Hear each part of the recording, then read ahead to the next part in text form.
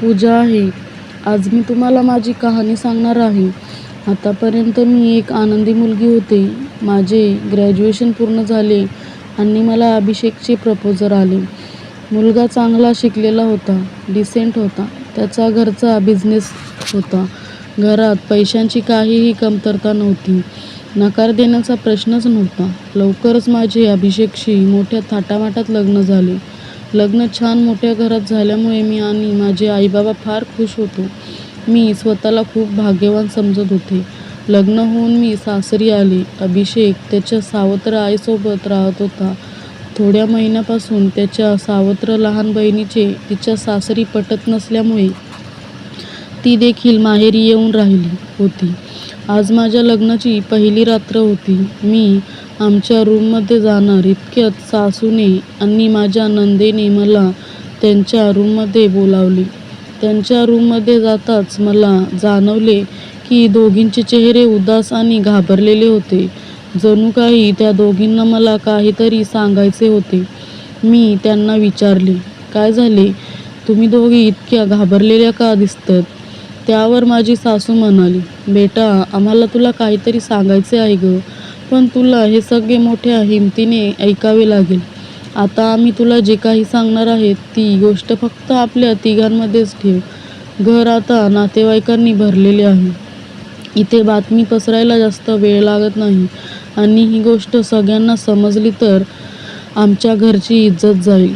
आता तू या घराची सून आहेस आणि तुला या घराचा मान राखायचा आहे. सावत्र असले तरी अभिषेकची मला खूप काळजी वाटते. सासूबाईंचे बोलणे ऐकून मी खरे तर थोडी घाबरली. मी त्यांना म्हणाले, आई, काय प्रकरण आहे ते तुम्हीच सांगा. सासू म्हणाल्या, मुली, माझा मुलगा हा पुरुष नाहीये. हे ऐकून मला धक्काच बसला. मी म्हणाले, आई, का बोलताय तुम्ही हे? आणि मला तुम्ही आता का सांगताय हे? असे असेल तर तुम्ही तुमच्या मुलाशी माझे लग्न का करून दिले? माझे जीवन का बर्बाद केले? यावर माझी सासू म्हणाली, बेटा, मला माहीत आहे तू असा विचार करत असशील की हे सगळे माहीत असूनही आम्ही तुझे जीवन का बर्बाद केले. तुला लग्नाच्या या बेडीत कशाला अडकवले? पण विश्वास ठेव पोरी, पण आमचा पण नाईलाज आहे. जर ही गोष्ट लोकांना समजली तर आपली किती बदनामी होईल तूच विचार कर. म्हणून इच्छा असूनही ही गोष्ट आम्हाला तुला लग्नाआधी सांगता आली नाही. मला माफ कर. हे सारे ऐकून मी सुन्न झाले. असे वाटले की माझ्या कानात कोणीतरी शिशाचा रस ओतले आहे. सासूबाई पुढे बोलू लागल्या, माझा मुलगा अनेकदा रात्री बाथरूममध्येच राहतो. मला माहीत नाही की तो तिथे काय करतो, पण जेव्हा जेव्हा आम्ही त्याला विचारतो तेव्हा तो म्हणतो की त्याचे पोट खराब आहे, पण तो खोटं बोलतो. माझी नणद पुढे म्हणाली, वहिनी, तू दादासोबत थोडा वेळ घालव आणि मग त्याच्याशी मनमोकळेपणाने या विषयावर बोल. काही करता आले तर आपण सगळे नक्कीच करू. तू काही एकटी नाहीयेस. आम्ही दोघीही तुझ्या सोबत आहोत. लग्नाच्या अगदी पहिल्याच रात्री माझ्या पतीबद्दलच्या या गोष्टी ऐकल्यानंतर मला काय करावे ते समजत नव्हते. आता मला माझ्या खोलीत जायची देखील भीती वाटत होती. सासूबाईंनी दिलेला दूध घेऊन मी चुपचाप माझ्या खोलीत आले आणि बेडवर येऊन बसले. विचार करत असतानाच माझा नवरा अभिषेक खोलीत आला. खोलीचा दरवाजा बंद केला. मी त्याला दूध दिले. त्याने दूध पिऊन माझ्याशी बोलायला सुरुवात केली. अशी जेमतेम 5 मिनिटे गेली आणि अभिषेकने त्याचे पोट बिघडल्याचे मला सांगितले आणि काही सेकंदातच तो उठून बाथरूममध्ये गेला, अगदी माझ्या सासूने सांगितल्याप्रमाणे. जवळपास तासाभराने अभिषेक बाथरूममधून बाहेर आला. विचार करत करत मी बेडवर पडले. मला आता त्याच्याशी बोलावंसं वाटत नव्हतं. तोही शांतपणे त्याच्या बेडच्या बाजूला जाऊन झोपला. माझी फसवणूक झाल्याचे मला रात्रभर वाटत होते. रात्रभर मला झोप आली नाही. सकाळी लवकर उठून मी बाथरूममध्ये गेले. बाथरूममध्ये जाताच मी हादरले.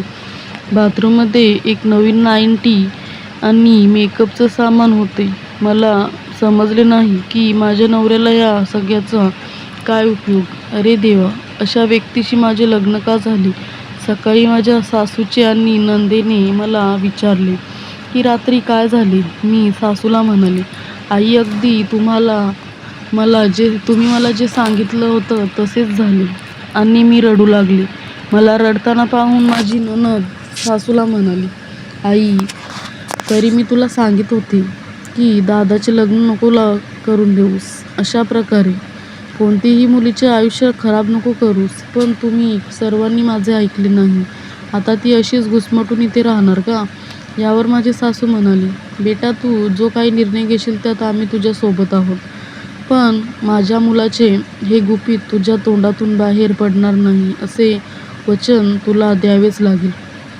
मी तसं वचन माझ्या सासूला दिले. दुसऱ्या दिवशी रात्री अभिषेक खोलीत आला. पण आता त्याच्याकडे बघावेसे पण वाटत नव्हते. मी शांतपणे बेडवर पडून होते. अभिषेक येऊन बेडवर बसला आणि थोडा वेळ बसूनच होता. त्याने मला हाक मारली, पण मी झोपल्याचे नाटक केले.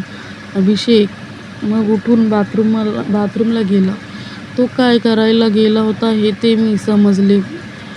काही वेळाने बाथरूममधून वस्तू पडल्याचा आवाज येऊ लागला.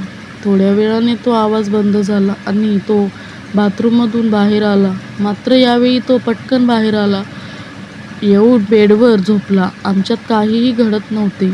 काय करावं हा विचार मनात येत होता. विचार करत करत रात्री केव्हा तरी मी झोपी गेले. सकाळी लवकरच मला जाग आली आणि उठून मी बाथरूमला गेले. मात्र यावेळी बाथरूममध्ये गेल्यावर सर्व सामान विखरलेले होते.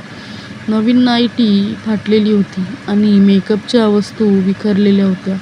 एक कागद चुरगाळून फेकला होता. मी उत्सुकतेने तो कागद उचलून पाहिला. त्यावर टू माय ब्युटिफुल वाईफ असे लिहिलेले होते.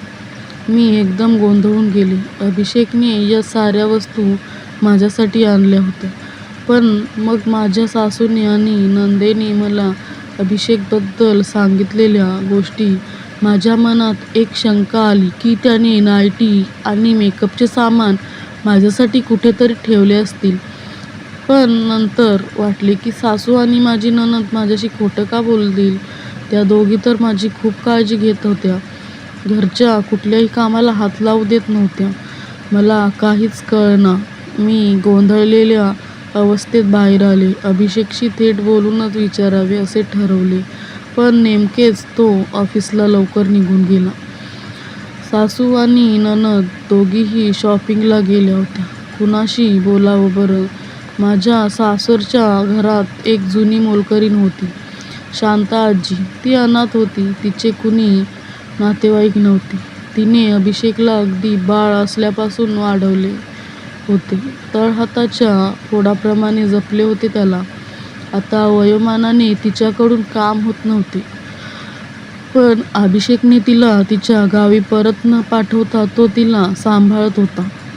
मी तिच्याशी बोलायचे ठरवले. मी तिच्या खोलीत गेले. ती देवपूजा करत होती. मी तिला विचारले, शांताजी अभिषेक स्वभावाने कसा आहे ग? ती म्हणाली, खूप सरळ आहे ग तो. त्याला सगळेच चांगले वाटतात. पण तुझ्या सासूपासून आणि नंदेपासून तू सावध राहा बरं का. शांताजीच्या अशा सरळ सरळ बोलण्याने मी हडबडूनच गेले. असे का बोलता आहेत तुम्ही आजी? मी गोंधळून विचारले. शांताजी म्हणाली, अगं तुझी सासू आणि नणद या दोघीही फार लालची आहेत. अभिषेकच्या प्रॉपर्टीवर दोघींचाही डोळा आहे. तुझ्याशी लग्न व्हावे असे या दोघींच्याही मनात नव्हते.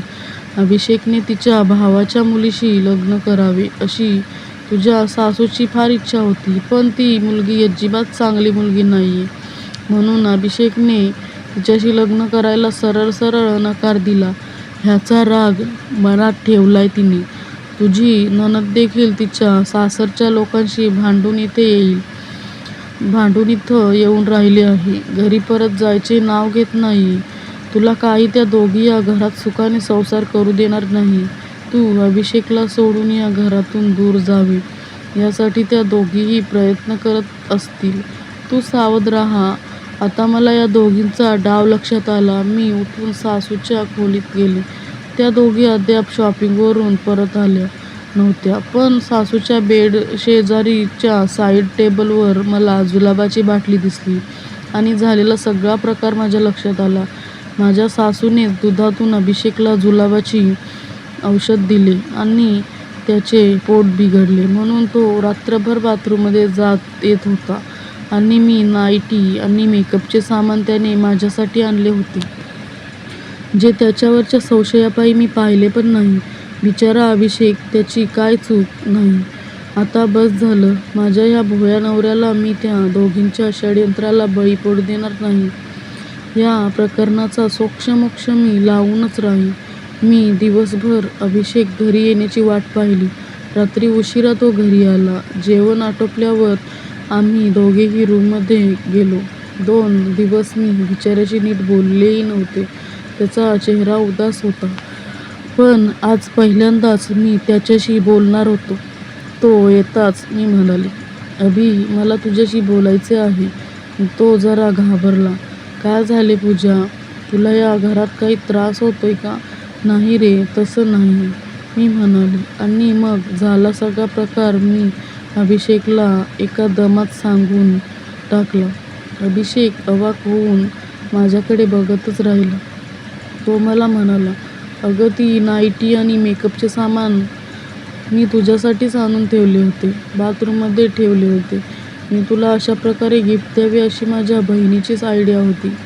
आपल्यात गैरसमज होऊन वेगळे व्हावे असा डाव त्या दोघींनी रचला होता.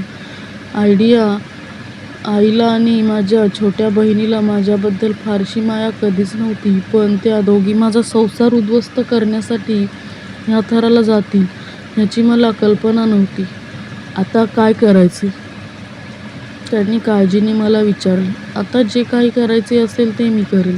तू चिंता करू नकोस. यस, छोट्या मालकीणबाई, अभिषेक खुशीत येत म्हणाला आणि त्याने मला त्याच्या बाहुपाशात खेचून घेतले. आणि त्या रात्री खऱ्या अर्थाने आमची मधुचंद्राची पहिली रात्र साजरी झाली. दुसऱ्या दिवशी मी सकाळी किचनमध्ये काम करता करता खुशीत गाणे गुणगुणत होते. मला खुश बघून माझी सासू आणि नणद थोड्या गडबडल्याच, पण तसे न दाखवता माझी सासू म्हणाली, काय झाले पूजा, आज खुश दिसतेस? काय निर्णय घेतलास मग तू? माहेरी परत जाणार आहेस का? माहेरी? आणि मी का माहेरी जाऊ? पण नणदबाई मात्र जाणार आहेत त्यांच्या सासरी. हे ताईचे दुपारच्या ट्रेनचे तिकीट, त्यांच्या घरी परत जायचे. मी माझ्या सासूला म्हणाले. हे ऐकून माझ्या नंदेचा पारा चढला. ती रागाने बोलली, मी नाही जाणार. तू कोण आलीस मला माझ्या सासरी परत पाठवणारी? मी घरची मालकीणबाई आणि मी ठरवणार या घरात कोण राहणार आणि कोण नाही ते. मीही तितक्याच खंबीरपणे तिला उत्तर दिले. तू कुणाशी बोलते आहेस याचं भान आहे का तुला? अभिषेक, तुझी बायको बघ काय बोलते आहे. माझी सासू गरजली. अभिषेक म्हणाला, बरोबर बोलते आहे ती. छोटीला तिच्या घरी परत जायलाच हवे. आणि आई, तुला पण इथे राहायचं असेल तर आमच्या संसारात विष कालवायचा प्रयत्न करू नकोस, नाहीतर तुला देखील गावी पाठवून देईन. आता आम्हाला सगळे माहीत पडले आहे. हे ऐकून माझी सासू गडबडलीच. घाबरून ती बोलली, बेटा मला माफ कर. संपत्तीच्या मोहापायी हे मी सगळं केलं. परत अशी चूक होणार नाही. मला एक संधी देऊन बघ. पुन्हा असला प्रकार होणार नाही.